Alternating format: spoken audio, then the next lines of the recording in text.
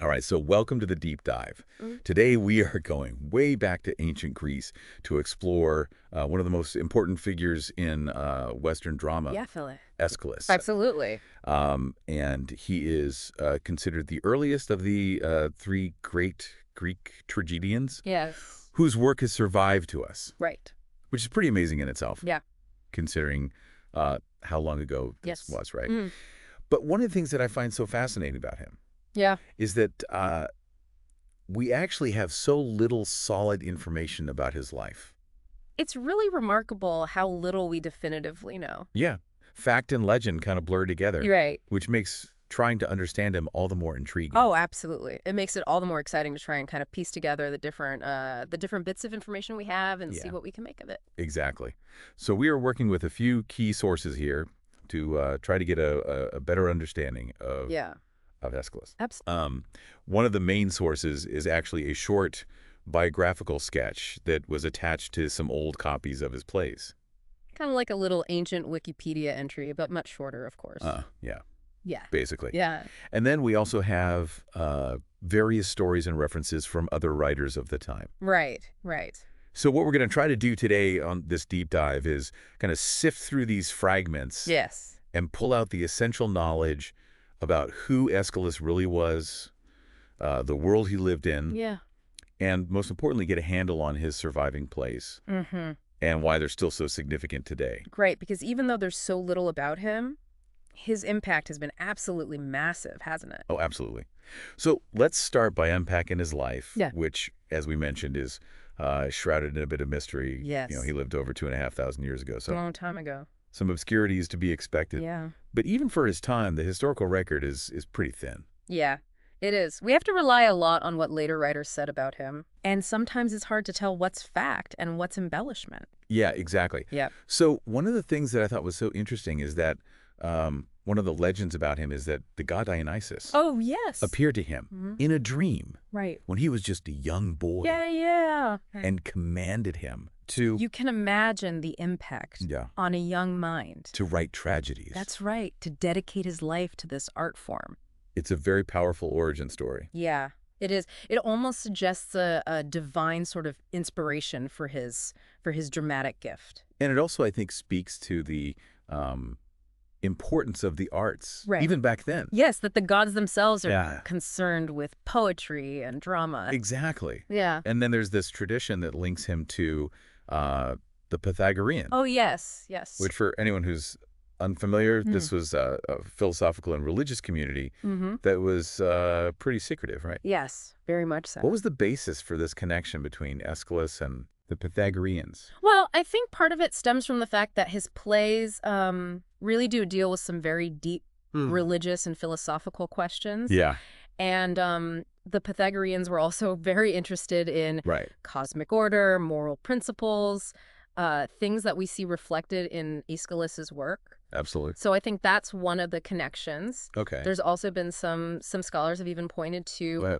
potential structural parallels between Pythagorean ideas about numbers and harmony and the way Interesting. Aeschylus might have organized his choruses, Oh. or even the way the dramatic action unfolds in certain plays. So there may be even a deeper intellectual connection there. That's a really interesting angle. Yeah. And then we have to talk about the Eleusinian mysteries. Yes, a huge Yes. huge deal in ancient Greece. Yeah. And I think it's important for us to take a second to explain to our listeners what the Eleusinian mysteries were. Yeah. Because it was so important in Athenian culture. Yeah, definitely. So basically, it was this very secretive and very important religious cult, we could say, that was centered around the goddess Demeter and her daughter Persephone. Right. And it promised initiates certain benefits Mm-hmm. in this life and in the afterlife. And it was a huge religious and cultural event Oh, absolutely. that people participated in. And Aeschylus is said to have been an initiate. Yes, and this is where it gets even more interesting, I suppose, because there's actually an accusation that he may have divulged some of the cult's secrets, leading to a charge of impiety. Oh, wow. Which tells you a lot about how serious these religious practices were and how big a deal it was to transgress those boundaries. Okay, so we have these almost mythical beginnings and these potential brushes with religious authority. What about something a bit more concrete? What do we actually know about his life?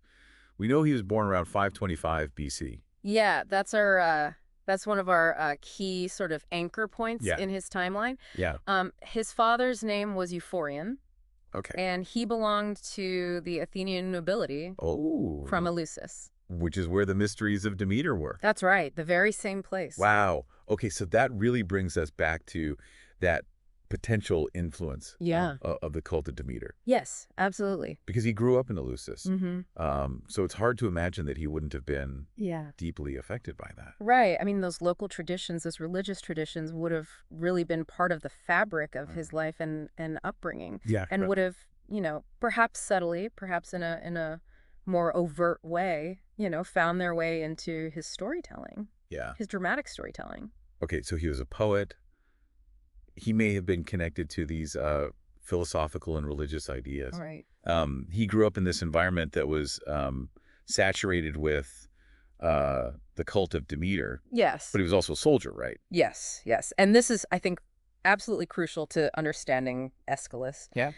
He actually fought in the Persian Wars. Wow. Which were, massive, massive conflicts that really shaped the course of Western civilization. Yeah. He was at the Battle of Marathon in 490 BC. Wow. And then 10 years later, he was also at the Battle of Salamis. So he experienced firsthand these battles that really shaped the ancient world. Yes. And we have to remember that Athens emerged from these victories as the dominant power in the Hellenic world. So that had a huge impact on, Greek culture and Greek history, right? Absolutely. It really set the stage for the golden age of Athens, as we call it. And he was right there in the thick of it. He was. It's amazing to think about, this man who wrote these foundational works of drama also being a soldier. On the front line. Yeah. Of these world-changing battles. I mean, can you imagine? I know. It's incredible. The impact of seeing that firsthand. I mean, you think about the themes of his work, the clashes of cultures, the fight for survival. These are all things that he would have witnessed and experienced directly. It must have been a huge influence. Oh, without a doubt. I mean, it must have really shaped his understanding of conflict, of heroism, of the kind of precarious nature of human endeavors. Yeah, absolutely. So we know he was in Athens. He was fighting these wars. Did he travel at all? He did, yeah. We know that later in life he visited Syracuse in Sicily. Oh. At the court of the tyrant Hiron. So he was exposed to other centers of Greek culture. Right. And that's interesting, too, because it shows that he wasn't just confined to Athens. Right. He was moving in these different circles and being exposed to different ideas and influences. And actually his final days were also spent in Sicily. Oh, okay. In a town called Gela. Oh, wow. Where he died in 456 BC. So quite a long life. It was. Yeah. And even his death is surrounded by this kind of bizarre legend. Oh, tell me about it. This is one of my favorite stories about him. Yeah. The eagle mistaking his bald head for a rock. That's right. And dropping a tortoise on it to try to break the shell. What a way to go, right? What a way to go.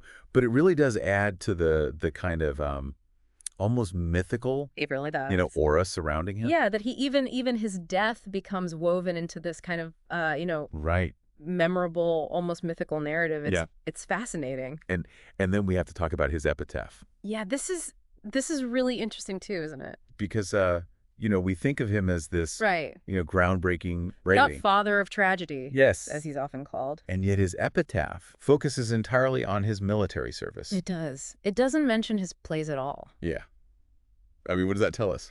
Well, it's really striking, isn't it? Because it suggests that that maybe, his contemporaries didn't see his plays as being his greatest achievement, or at least they weren't the thing that they thought should be highlighted on his tomb. His civic duty was more important than his artistic achievements. It seems that way, doesn't it? Yeah. I mean, it really highlights that difference in cultural values. Absolutely. And priorities. That being a citizen, a soldier, serving the city-state was really held in incredibly high esteem. It was, and maybe even above artistic achievements. Wow. Okay, so from a life steeped in myth and mystery, and with a firsthand view of pivotal historical events.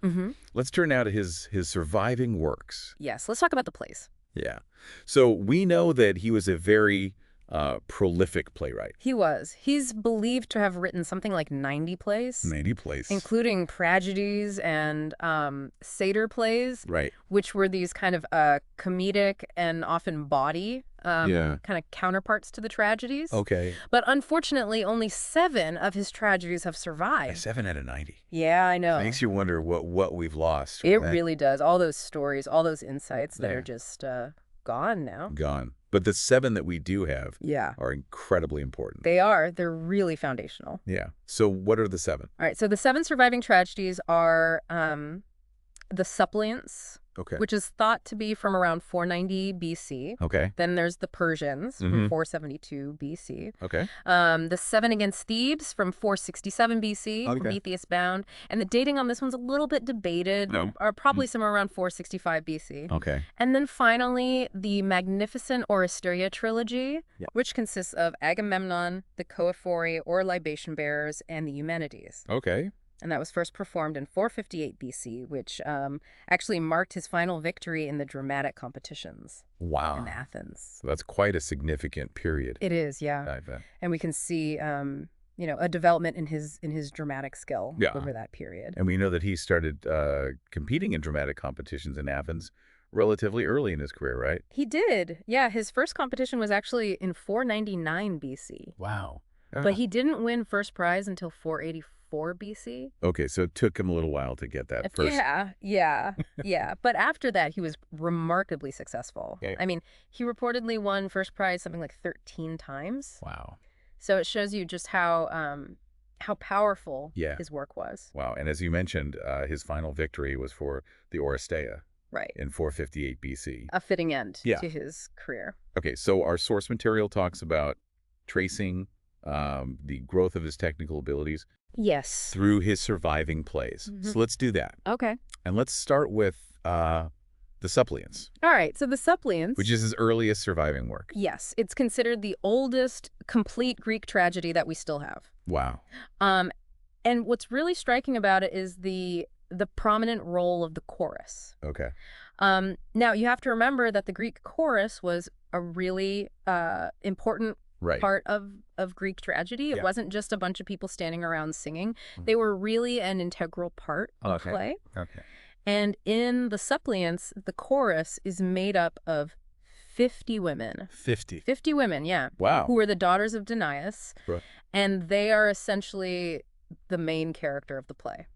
Okay, so it's more of a collective experience rather than focusing on individuals. Right. In the way that we might see in later tragedy. Exactly, yeah. I mean, there are only 2 speaking characters who appear on stage in any single scene. Wow. And their character development is actually quite limited. Okay. The real focus is on the chorus and their songs, their choral odes. Right. Which are often very beautiful and very moving. I mean, what are the themes? What are they singing about? Well, the themes of the choral odes often revolve around supplication, praying to the gods, and divine justice. So it really highlights the religious element. It does, yeah. Of the play. Yeah, definitely. Okay. And the dramatic action is also fairly minimal. Okay. The basic plot is that these 50 women are fleeing a forced marriage to their cousins. Oh, wow. The sons of Aegyptus. Okay. And they've come to Argos to seek refuge from King Pelasgus. Okay. And the play really revolves around this question of the right of sanctuary. Oh. So, should King Pelasgus grant them sanctuary, even though it could mean war with Egypt? Oh, so he's in a tough position. He is. He's really caught between, divine law, which says that you must offer sanctuary to those who seek it, and his civic duty to protect his own people. Yeah, so it's a very fundamental ethical dilemma. It is, yeah. And it's something that the play really explores in a very powerful way. Okay. The women even threaten to pollute the sacred precinct. Oh, wow. If he refuses to help them. Okay. So he's really under a lot of pressure. Yeah. But in the end, he decides to grant them sanctuary, despite the risk of war. Wow. And the play ends with the women praising the gods for their deliverance. Okay. But there's this real sense of impending conflict. Oh, right. Hanging over everything. Yeah. So it's a very, very powerful and moving play. Okay, so moving on chronologically. Yeah. We have the Persians. Yes, the Persians. And this play is particularly interesting because it's the only surviving Greek tragedy that... I know. Isn't that fascinating? Yeah. Deals with a contemporary historical event. Yeah, it's really unique in that sense. Yeah. It was written just 8 years after the Battle of Salamis. That's right. And it offers this really remarkable window into the immediate aftermath of that pivotal battle. Absolutely. But what's really interesting is that the whole play is told from the perspective of the Persians. Yes, which is, I think, a brilliant stroke on the part of Aeschylus because it allows the Athenian audience to see themselves and their victory through the eyes of the defeated. That's such an insightful choice. It is, yeah. So who are the main characters in the Persians? So the main characters are Atossa, who is the widow of King Darius and the mother of Xerxes. Okay. There's a messenger who brings the news of the defeat. Yeah. There's the ghost of Darius himself. Oh, wow. Who's summoned from the underworld. Okay. And then there's Xerxes upon his return. Okay. And, of course, the chorus, right, which is made up of Persian elders. Okay, so the audience is really experiencing... They are, yeah. The humiliation and the grief of the defeated Persians. Absolutely. And what are the main themes that the play explores? Well, one of the big ones is ambition. Okay. What the Greeks called hubris, which is this kind of excessive pride that often leads to downfall. Right. And the play really looks at the devastating consequences of overreaching your grasp. Okay. So we see Atossa's anxiety as she awaits news of her son. Right. We hear the messenger's account of the battle, which is very graphic and very, very powerful. Yeah. And then we have this incredible scene where Darius's ghost appears. Wow. And he actually blames Xerxes' arrogance and impetuousness for the defeat. So it's really laying the blame at the feet of his Persian leadership. And then when Xerxes returns, he's a broken man. Yeah. Yeah, he acknowledges his responsibility for the disaster. Okay. And the play ends with this very poignant lament for the fallen Persian soldiers. It's such a powerful exploration of the human cost of war. It is, yeah. And the dangers of unchecked ambition. And it's so interesting that it's told from the perspective of the other side. Yeah, it really gives us a different perspective on the conflict. Okay, so next we have the Seven Against Thebes. Yes, Seven Against Thebes. Which introduces this really significant theme in Greek tragedy. Yes, the idea of the family curse. Yes. Which becomes a kind of recurring motif in a lot of Greek tragedies. Right, this idea that, the sins of the fathers are visited upon the sons. Exactly, yeah. So the Seven Against Thebes really explores that idea, right? It does. It delves into the tragic saga of the House of Laius. Okay. Which is, of course, the family of Oedipus. Right. It was originally part of a larger tetralogy. Okay. But this is the only play from that group that survived. Right. The central conflict of the play is the struggle between Oedipus's sons, Eteocles and Polynices. Okay, so we're really seeing the consequences of that family curse playing out. We are, yeah. In this generation. That's right. And is this also where the concept of the individual tragic hero? Yes. This is where it really starts to take shape. Okay. In the Suppliants, we had the chorus as the kind of collective protagonist. Right. And in the Persians, we were really looking at the downfall of an entire empire. But in the Seven Against Thebes, we have Aeschylus, who is the ruler of Thebes. And he's defending his city against his own brother. Oh, wow. Polynices. So it's a very, very personal conflict. That's right. Okay, so how does that play out? Well, Aeschylus makes this fateful decision to personally confront Polynices at one of the gates of the city.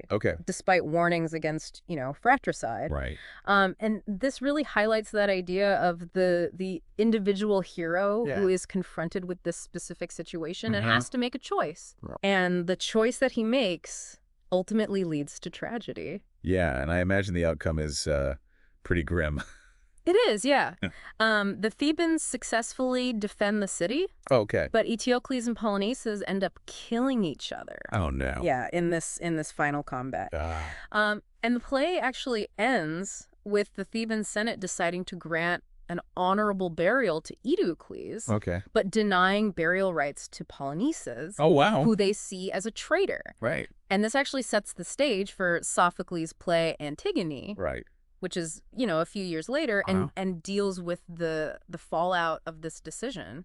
So it's almost like a sequel. It is, yeah, in a way. Oh, wow. Okay, so we've moved from this narrative that's really driven by the chorus to this focus on historical events. Yeah. And now we have this clear emergence of the individual tragic hero grappling with fate. That's right. And then we have Prometheus Bound, which takes a slightly different turn. Yeah, Prometheus Bound is really interesting because it shifts the focus away from humans entirely and into the realm of the gods and the titans. Okay, so we're dealing with more mythic figures. Yeah, exactly. The play is set in Scythia, which is this kind of remote and barren land. And there are no human characters in it at all. Wow.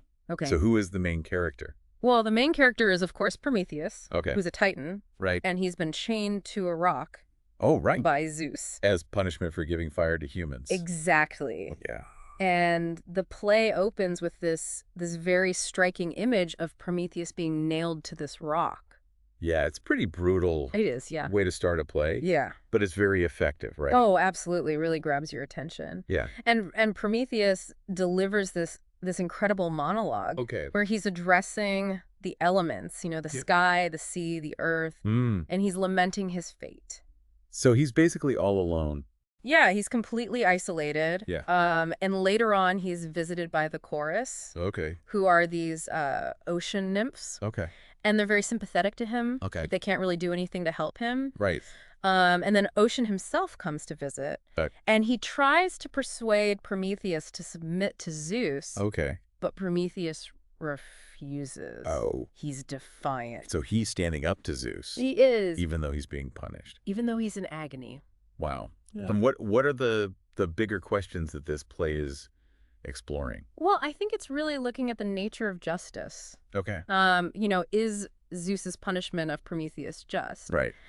It's also looking at the dangers of tyranny and the cost of progress. So very big philosophical and political questions that it's grappling with. Yeah, and I think it's also, it's a very powerful play because it really speaks to that human desire for knowledge and for freedom. And the idea that sometimes, progress comes at a price. Yeah, and finally we arrive at the Oresteia. Ah, yes. So the Oresteia. Which is his name just pops into your head from like way back when, maybe a class you took ages ago. Yeah, totally. Well, for me that happens with Aeschylus, that ancient Greek playwright. But here's the thing. What's so cool about him, and what we're really going to dig into today, is that the plays he wrote, the ones that survived all this time, they're like grappling with issues that still feel so relevant now. Yeah. Like power and what justice even means and what it is to be human, like really human. Yeah. It's amazing how those big questions just keep coming back around no matter how much time passes. Right. So we're going right to the heart of it, straight into two of his most well-known works, Prometheus Bound and the whole Oresteia trilogy. And to help us get the most out of this, we're going to be drawing on the insights of Dr. Jasvant Rathod, who, as you know, really gets Aeschylus. Definitely a great guide to have for this. Totally. And especially because, You've always been so into those stories that kind of set the stage for everything that came after, those foundational myths, and how these huge, complex themes evolve over time. Oh, absolutely. It's like you want to understand where we are now. You got to look back at where it all began, you know? Exactly. So this deep dive, yeah, this one's right up your alley. I'm excited to jump in. Let's do it. Okay, so let's start with Prometheus Bound. Now, this one's interesting because it's not your typical Greek tragedy, at least not in terms of who the main players are. It's not about humans directly. Okay. It's set entirely in this really stark, kind of desolate landscape, Scythia. Mm-hmm. And the whole play takes place among gods and titans, these larger-than-life figures. So we're talking cosmic scale drama here. Oh, yeah, big time. Yeah. So we've got Prometheus, our main character, who's been chained to a rock. Oh, wow. Yeah, by Hephaestus, the god of fire, and this figure called Force. Talk about a bad day, right? Not a good spot to be in at all. No, not at all. And all of this because Zeus, the top god, the big guy. Right. He ordered it. And at the heart of it all, Prometheus, seeing humanity just struggling to survive, he decided to give them fire. Bold move. Very bold. But think about what that represents, right? It wasn't just about giving them a way to stay warm or cook food. Yeah, it's way more than that. It's like Prometheus gave humanity the tool for progress, for technology. And that inherently, is going to challenge any established authority, right? Of course, especially someone like Zeus, who's relatively new to being in charge and really wants to, consolidate his power. You can see how that would cause some friction. Definitely. And Dr. Rathod brings up this really fascinating point about the whole Prometheus-Zeus conflict. So Prometheus Bound is actually just the first part of what was a trilogy. The rest of the plays, sadly, are lost to time. Well, that's a bummer. I know, right? But scholars think that Aeschylus probably had some kind of reconciliation between Prometheus and Zeus planned out for those later plays. Yeah. It kind of suggests that Aeschylus believed even these seemingly opposed forces, even divine ones, could find a way to, evolve and maybe even reach a kind of understanding. So conflict, even a huge one like this, isn't necessarily the end of the story. It could be a starting point for something else. Exactly. I mean, think about it. Is conflict always a bad thing? Or can it sometimes lead to, some kind of change or growth? It's a question worth pondering for sure. And it seems like Aeschylus, with that lost ending in mind, might be leaning towards the idea that even opposition can lead to some good. Right. Okay, so back to the play itself. Yeah. That opening scene. Really picture it. You've got Prometheus chained to this rock, suffering alone, and the first thing he does is cry out to the natural world, like to the sky, the wind, the sea. Oh, wow. Yeah, he calls them to witness the agony he's going through. And remember, he's a god. He's one of them. But he's being punished by other gods. It just throws you right into his isolation and the injustice of it all, right? Totally. That image is so powerful, and it really sets the stage for what he goes through. It does. And as we learn more about him, we see just how much he sacrificed for humanity. Like through his talks with the chorus, with Oceanus who comes to visit him, and Io who's passing through on her own crazy journey, we find out it wasn't just the gift of fire, as huge as that was. Prometheus gave humans understanding, the ability to reason, and all these practical skills. Yeah. Building, agriculture, writing, even working with metal. I mean, he basically laid the groundwork for civilization as we know it. That's a huge legacy. It is. He wasn't just breaking the rules, he was changing the game for humanity. And even though he's in chains, his pride in what he did, his total dedication to humankind, it just shines through. You can't help but admire that, even if you think he maybe went too far. And Dr. Rathod makes this point that I thought was so interesting. He says that Prometheus's unyielding pride actually makes him more rather than less sympathetic. It's like he's not begging for forgiveness. He's not backing down from what he did. He believes in it. Yeah, that's a powerful statement. It makes you think about what it means to truly stand up for your convictions, even when the consequences are dire. It does. Which brings us to the whole conflict with Zeus, right? And this is something I think that still speaks to us today, all these centuries later. Yeah. The whole idea of power and how it's used. Prometheus doesn't see Zeus as a wise and just ruler. He sees him as like a young tyrant who's kind of abusing his power. That's a bold accusation, especially considering who we're talking about. Right. And to make things even more tense, Prometheus has this secret, this knowledge that could potentially threaten Zeus's whole reign. Oh, so there are even higher stakes here. Oh, yeah. And it leads to this really dramatic confrontation with Hermes, who you could think of as like Zeus's messenger, his enforcer. Hermes shows up and demands Prometheus reveal his secret. and the threats he makes. They're pretty terrifying. So what does Prometheus do? Well, he refuses, absolutely refuses to give in, even when he's faced with being cast into Tartarus, which sounds absolutely awful. Yeah. Tartarus, yeah. That's like the deepest, darkest pit in the underworld. Right. But Prometheus won't budge. This defiance, this refusal to compromise on what he believes in, it's at the core of his character. Yeah. And the play ends with this dramatic, almost like apocalyptic image of him being like plunged into this abyss. Man, talk about a cliffhanger. It is. But here's the key thing. Dr. Rathod points out that Aeschylus isn't just presenting us with a simple good guy versus bad guy situation. He's showing us two right causes, as he puts it. Two right causes. Yeah. So you have Prometheus, who wants to uplift humanity and help them progress, but then you also have Zeus, who, he needs to establish order, create a stable world. Both of those things, in a way, are justifiable. It makes you think about how often what we see as a clear-cut conflict is actually much more nuanced than that. Right. And that idea from Dr. Rathod about a possible reconciliation in those lost plays, that really adds another layer, doesn't it? Yeah, it does. It suggests that Aeschylus maybe believed in the possibility of progress, in finding some kind of balance, even between forces that seem completely opposed. Right. And thinking about the time he was writing in when Athens was really on the rise, you can see how he might have been wrestling with those ideas of progress and how power is structured. It makes a lot of sense. Okay, so we've got this cosmic struggle playing out in Prometheus Bound. But now let's shift gears to something a little more grounded, shall we? Okay, let's do it. So we come to the Oresteia. Now, this trilogy, it's made up of Agamemnon, the Choephoroi, and the Eumenides. This is a really big deal. It is. It's the only complete surviving trilogy from ancient Greece, which makes it super valuable in understanding their theater. Yeah, it's like a window into a whole world. Exactly. And it's this epic family saga spanning generations, all rooted in this cycle of violence triggered by these horrible acts and driven by an absolute thirst for revenge. Dr. Rathod talks about the huge influence it's had, and he's right. It's impacted so many storytellers and thinkers across time. Oh, for sure. I mean, it's not just one story. It's three plays, all linked together, building on this devastating family history. Yeah. And it all goes back to this curse on the house of Atreus. Right, the House of Atreus. Yeah.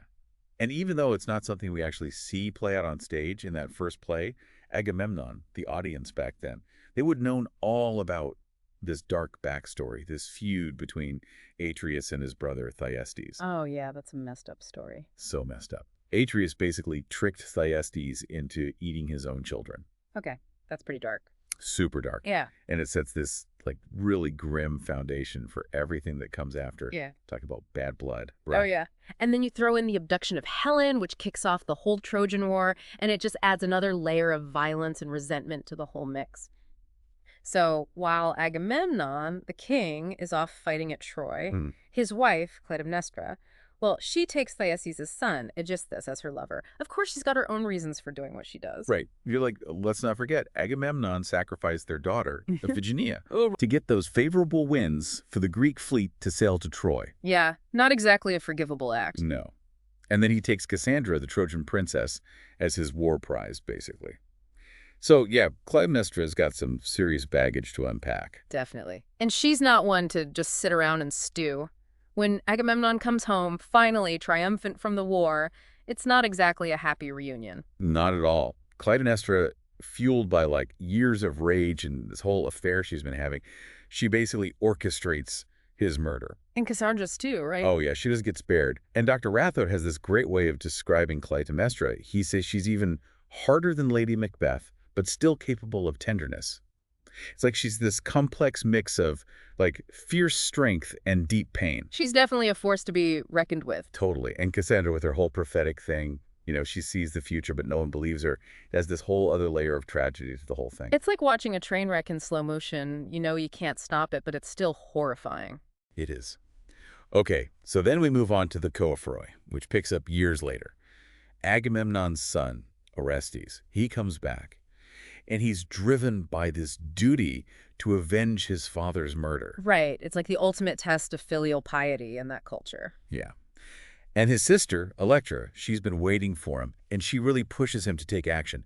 That scene at Agamemnon's tomb, it's so powerful when they recognize each other and start plotting how they're going to get into the palace. It's like a turning point in the story. It is. And what happens next? Well, Orestes kills Clytemnestra, his own mother.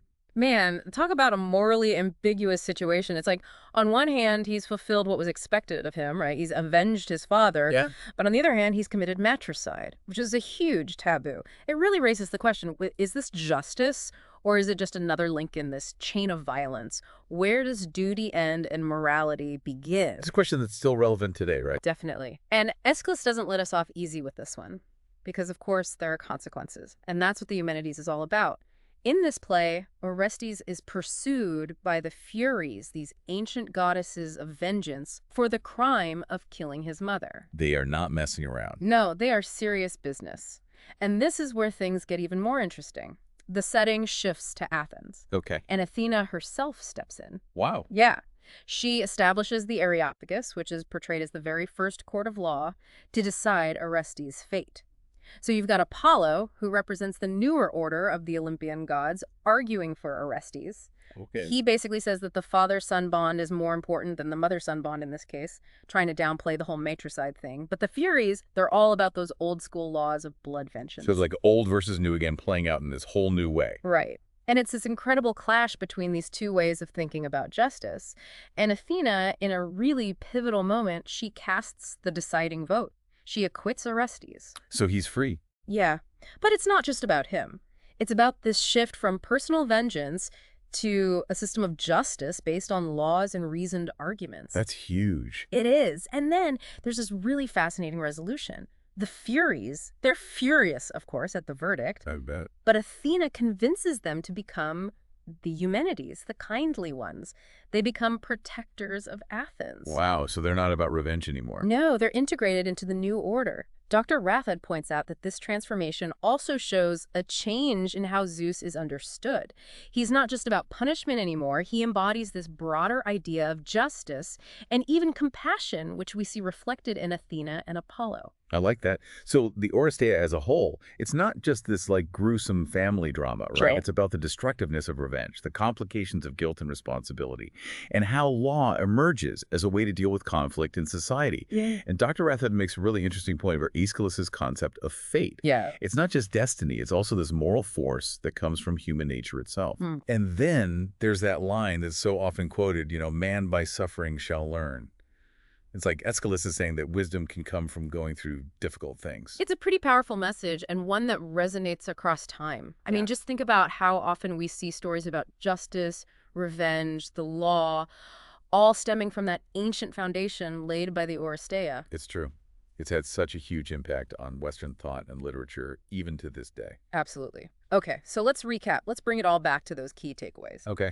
In Prometheus Bound, we saw that tension between individual action, someone like Prometheus doing what he thinks is right for humanity, versus the need for order in society, all set against this backdrop of these really powerful figures, these gods and titans. And Prometheus, he was willing to suffer tremendously for what he believed in. Makes you think about the sacrifices people make for the greater good, right? Oh, it does. And then with the Oresteia, we witnessed the cycle of revenge that ultimately led to the establishment of a system of justice, showing how societies evolve, often in really painful ways. Right. And Dr. Rathod does such a great job of showing how Aeschylus was such a pioneer. Oh, yeah. He created these characters that are so complex and morally ambiguous, and they're wrestling with these huge questions that, honestly, we're still asking today. Exactly. His work stays relevant because it confronts those fundamental issues of power, justice, and what it means to be human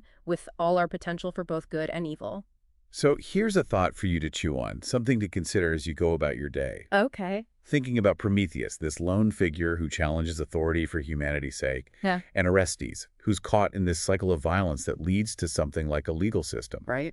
How do you see that same tension, that push and pull between individual action and established systems playing out in our world now? It's a question worth asking ourselves, for sure. Yeah, like are there modern-day Zeuses or Furies that we have to deal with as we try to make progress and find justice?